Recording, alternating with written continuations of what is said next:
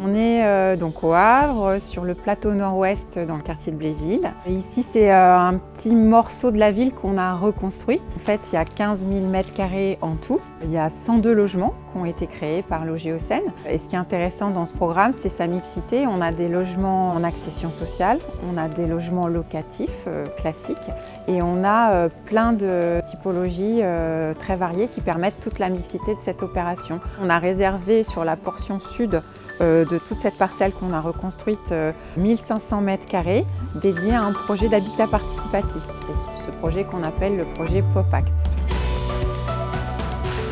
Ce qui est intéressant dans ce projet, c'est le travail qui a été mené sur l'architecture et sur des logements pensés pour apporter de la mixité sociale. Sur l'aspect architectural, le choix, il a été de créer une mixité de volume, une mixité d'usage et une mixité de typologie de logement. Donc ça génère des bâtiments en rez-de-chaussée, des bâtiments en R+1, des bâtiments en R+3. Donc on a malgré tout une unité de matériaux avec une volonté de trouver vraiment une qualité. On va retrouver le bois, on va retrouver la brique et on va retrouver le zinc pour donner une vraie identité surtout à ce quartier.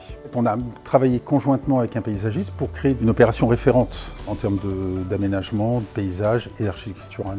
On a au cœur des bâtiments des espaces de pause très végétalisés avec des espaces surtout communs qui sont des espaces de pique-nique, de discussion, enfin bref, d'usages variés destinés à l'usage aux habitants. L'initiative première est quand même sur l'architecture et l'habitat.